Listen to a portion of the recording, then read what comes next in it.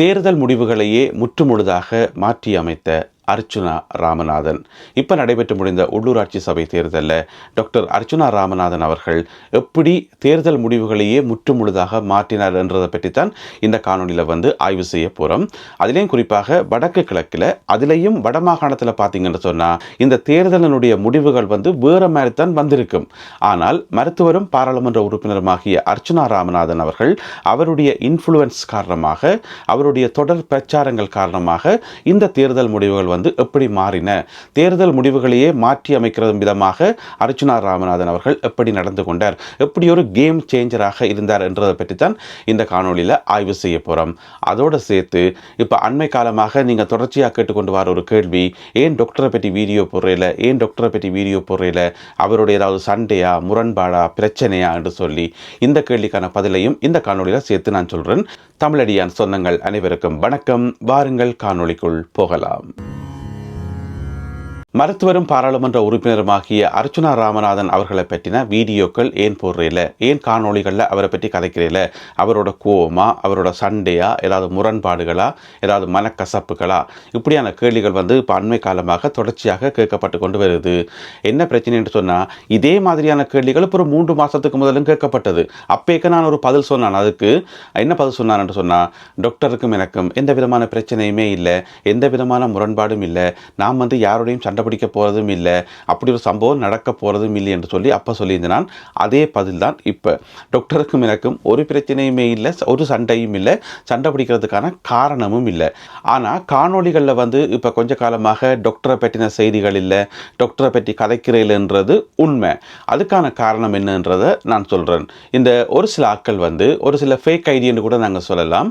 அவை என்ன சொல்லி கொண்டு வரணும் சொன்னால், இவருக்கு தமிழடியானுக்கு டாக்டர் அர்ச்சுனாவை விட்டால் வேறு சப்ஜெக்டே கிடையாது, அவரை பற்றி கலைச்சு தான் இவர் தன்னுடைய வண்டியை ஓட்டுறார், தன்னுடைய யூடியூப் சேனலை அவரை வச்சு தான் ரன் பண்ணுறார், அவரை பற்றி கதை காட்டி இவருக்கு ஒன்றுமே இல்லை, இவரால் யூடியூப்பே ரன் பண்ண முடியாது என்று சொல்லி ஃபேக் ஐடியல் வளமையாக சொல்கிறது.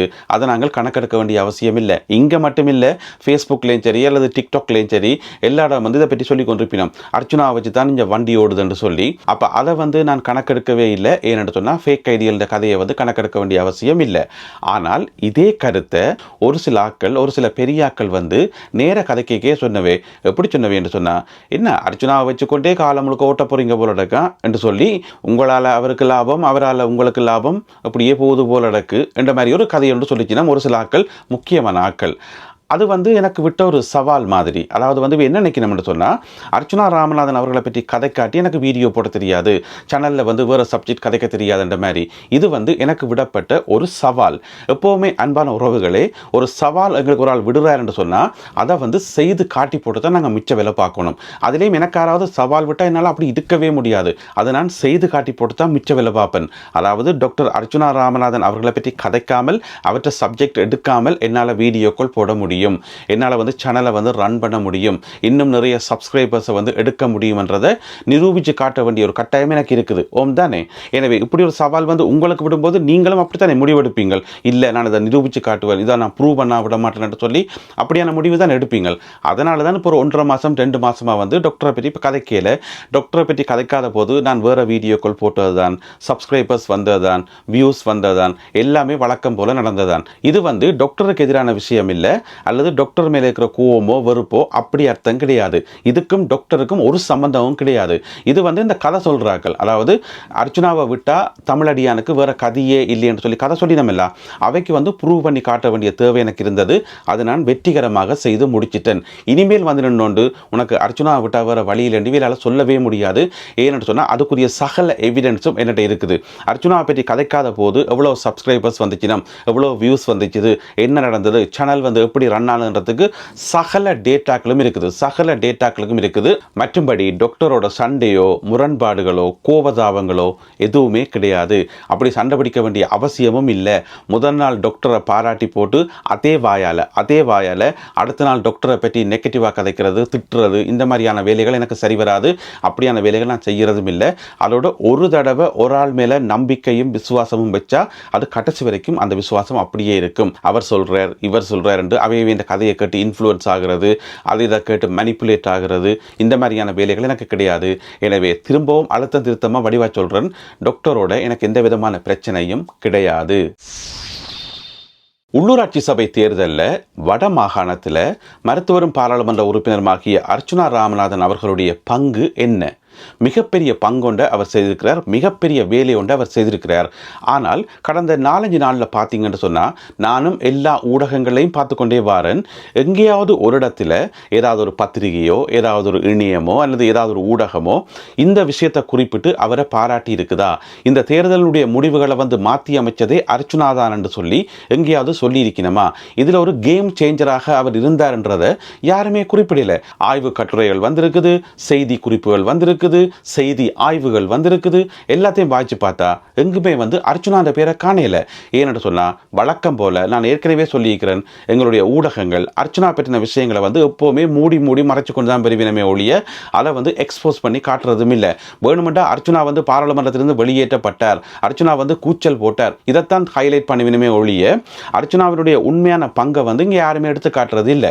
அதோட பார்த்தீங்கன்னு சொன்னா, இன்றைக்கு சனிக்கிழமை, நாளைக்கு ஞாயிற்றுக்கிழமை தானே, ஞாயிற்றுக்கிழமை பத்திரிகைகளில் நிறைய கட்டுரைகள் வரும். நான் எல்லா கட்டுரைகளையும் இருந்து வாசிக்கத்தான் போறேன். எங்குமே ஒரு வசனம் கூட இருக்காது, இந்த தேர்தல் முடிவில் வட மாகாணத்தில் அர்ச்சுனா ஒரு கேம் சேஞ்சராக இருந்தார் என்று சொல்லி எங்குமே எந்த ஒரு குறிப்புமே இருக்காது. நீங்க பொய்யண்டா இருந்து பாருங்க, நாளை வரைக்கும் பொறுத்திருந்து பாருங்க. சரி, அது ஒரு பக்கம் இருக்கட்டும். இந்த தேர்தலில் அர்ச்சுனாவினுடைய உண்மையான பங்களிப்பு என்னன்னு பார்த்தா, அவருடைய பங்களிப்பு மிகப்பெரிய பங்களிப்பு. யோசிச்சு பார்த்தோம் என்று சொன்னா, தேசிய மக்கள் சக்தி கட்சி NPP கட்சி இந்த முறை வட மாகாணத்தில் ஒரு ரெக்கார்ட் ஒன்று வைக்கணும், முக்கியமான சபைகள் எல்லாத்தையும் கைப்பற்றி மீண்டும் தன்னை நிரூபிக்கணும் என்றதில் கங்கணம் கட்டிக்கொண்டவே அதுக்காக நிறைய பாடுபட்டு நிறைய ரிஸ்க் எடுத்து பாடுபட்டது தேசிய மக்கள் சக்தி கட்சி வட மாகாணத்தில். அதனுடைய ஆரம்ப புள்ளி எங்கே என்று பார்த்தீங்கன்னு சொன்னா, இந்த வருஷம் பிப்ரவரி மாதம் 17ஆம் தேதி பாராளுமன்றத்தில் ஜனாதிபதி அனுரகுமார திசாநாயக்கா அவர்கள் வரவு செலவு திட்டம் சமர்ப்பித்தவர். அந்த வரவு செலவு திட்டத்தில் தான் வடமாகாணத்துக்குரிய அத்திவாரம், வடமாகாணத்தில் தேர்தலில் வெல்லோணும் என்ற அந்த அத்திவாரம் அங்கதான் போடப்படுது.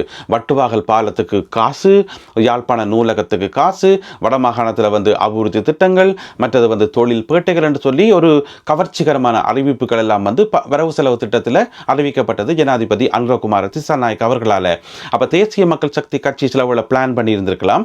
இது எல்லாத்தையும் வச்சுக்கொண்டு பெரிய அளவில் ப்ரொபகண்டா பண்ணி பெரிய அளவில் பரப்புரை வச்சு வடமாகாணத்தில் முக்கியமான சபைகள் எல்லாத்தையும் கைப்பற்றணும், இதை பெரிய பிரச்சாரமாக தேர்தலில் முன்னெடுக்கணும் சொல்லி அவையில் ஒரு பிளான் வச்சிருந்துக்கலாம்.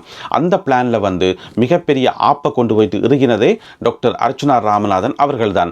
யோசிச்சு பார்த்தோம் சொன்னா, ஒரு திங்கட்கிழமை ஜனாதிபதி அனுரகுமார திசாநாயக்கா பாராளுமன்றத்தில் வரவு செலவு திட்டத்தை சமர்ப்பிக்கிறார்.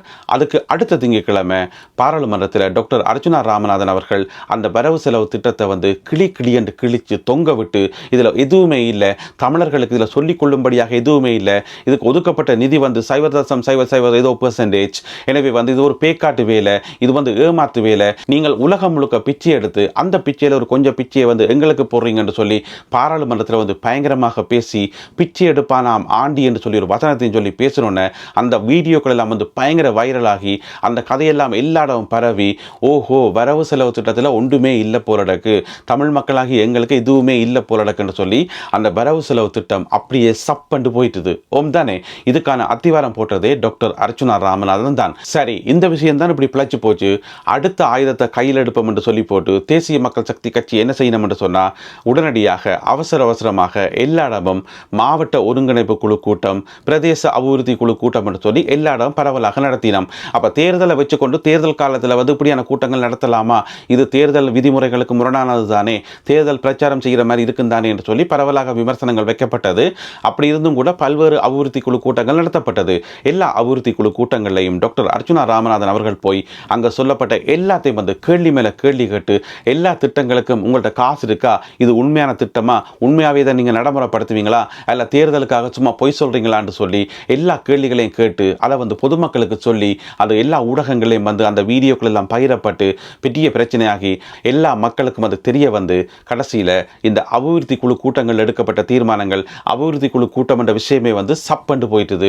அதுக்கு பிரதானமான காரணம் டாக்டர் அர்ச்சுனா ராமநாதன். ராமநாதன். அதிலே மிக முக்கியமாக பாராளுமன்ற உறுப்பினர் ரஜீவன் ஜெயச்சந்திரமூர்த்தி யாழ்ப்பாணத்தில் நடந்த அபிவிருத்தி குழு கூட்டத்தில் ஒரு முக்கியமான திட்டத்தை கொண்டு வந்து முன்வைக்கிறார். அது என்ன திட்டம் என்று சொன்னால் கிரேட்டர் ஜெஃப்னா ப்ராஜெக்ட் என்று சொல்லி, அதாவது யாழ்ப்பாணத்தை பெரிய நகரமாக நாங்கள் கட்டியெழுப்ப போகிறோம், அதுக்கு எங்களோட திட்டம் இருக்குன்னு சொல்லி அது பெரிய அளவில் பிரச்சாரம் செய்யப்பட்டு நிறைய ஆசனங்களை எடுக்கிறதுக்கான ஒரு வழியாக பயன்படுத்தப்பட்டிருக்கும். ஆனால் அதையும் அடிச்சு நொறுக்கினவர் டாக்டர் அர்ச்சுனா ராமநாதன் அவர்கள். கிரேட்டர் ஜெஃப்னா ப்ராஜெக்ட் என்ன, அதுக்கு உங்கள்ட்ட காசு இருக்கா, அதை 400-500 பக்கத்தில் எழுத முடியுமா, இது ஒரு ஏமாத்து வேலை, தேர்தலில் வாக்கு பெறத்துக்கு செய்யப்படுற ஒரு ஏமாத்து வேலை என்று சொல்லி அதையும் அடிச்சு அமர்த்தி வடமாகாணத்தில் தேசிய மக்கள் சக்தி கட்சியினுடைய அந்த பெரிய கனவுக்கு குறுக்கால நின்றது, அல்லது தேசிய மக்கள் சக்தி கட்சி நிறைய ஆசனங்களை கைப்பற்ற விடாமல் தடுத்தது எல்லாமே டாக்டர் அர்ச்சுனா ராமநாதன் அவர்கள்தான். அது மட்டும் இல்லாமல் தான் போட்டி போடாத இடங்களில் தன்னுடைய வாக்குகள் எல்லாத்தையும் தமிழ் தேசிய மக்கள் முன்னணிக்கு செலுத்தணும் என்று சொல்லி ஒரு வேண்டுகோள் வச்சது, கஜேந்திரகுமார் பொன்னம்பலம் அவர்களோட ஒரு இணக்கத்தை காண்பிச்சது, அவரை பற்றி அடிக்கடி வெளியில் கதைச்சது, இது எல்லாமே ஒரு வகையான ஒரு தமிழ் மக்கள் மத்தியில் ஒரு ஆறுதலை கொடுத்தது, ஒரு நிம்மதியை கொடுத்தது என்று சொல்லலாம். ஏன்னு சொன்னால் நாங்கள் காலங்காலமாக பார்த்து கொண்டு வர காட்சி இந்த கட்சிகள் சண்டை பிடிக்கிறது, மாறி மாறி ஒரு ஆளை தாக்குறது, எப்போவுமே ஒற்றுமைன்றது அவைக்கு இடையில கிடையாது. முதல் முறையாக 2 தனிப்பட்ட தலைவர்கள் என்னுடைய வாக்குகளை கொண்டு போய் இவருக்கு போடுங்கோ, இந்த கட்சிக்கு போடுங்கோன்னு சொன்னது தமிழ் மக்களுக்கு ஒரு இன்ப அதிர்ச்சி என்றே சொல்லலாம். அப்படியான ஒரு அறிவிப்பை டாக்டர் வெளியிட்டது ஒரு எதிர்காலத்தில் எங்களோட இனம் இன்னும் ஒற்றுமைப்படுறதுக்கான வாய்ப்புகள் இருக்குது, சேர்ந்து செயல்படுறதுக்கான வாய்ப்புகள் இருக்குன்றத ஒரு அடையாளமாக அது பார்க்கப்பட்டது. எனவே தேசிய மக்கள் சக்தி கட்சி வடமாகாணத்தில் அதிக சபைகளை கைப்பற்ற விடாமல் தடுத்தது. 2வது கட்சிகளுக்கு இடையிலான ஒரு ஒற்றுமையை உருவாக்குறதுக்கு ஒரு அடித்தளம் போட்டது. இந்த மாதிரியான நிறைய விஷயங்கள் இந்த தேர்தலுடைய முடிவுகளை மாற்றி அமைத்ததுன்றது மறக்க முடியாத உண்மை. ஆனால் இது சரியான முறையில் பாராட்டப்படையல, இதுக்குரிய கிரெடிட் டாக்டருக்கு கொடுக்கப்படையல. நான் இந்த ஒரு ஊடகத்திலையும் பார்க்கவே இல்லை. நியாயப்படி பார்த்தா ஏனைய கட்சிகளுடைய தலைவர்கள் கூட தம்பி அர்ச்சுனா அவர்களுடைய இந்த செயல்பாட்டை நாங்கள் பாராட்டுறோம், இதை நாங்கள் வரவேற்கிறோம் என்று ஒரு வசனம் சொல்லியிருக்கணும். ஆனால் யாருமே சொன்ன மாதிரியே தெரியல. எனவே யார் ஏற்றுக்கொண்டாலும் சரி ஏற்றுக்கொள்ளாட்டியும் சரி, இந்த உள்ளூராட்சி சபை தேர்தலில் வடமாகாணத்தினுடைய முடிவுகள் மாறுறதுக்கான முக்கியமான கேம் சேஞ்சரே டாக்டரும் பாராளுமன்ற உறுப்பினருமாகிய அர்ச்சுனா ராமநாதன் அவர்கள்தான்.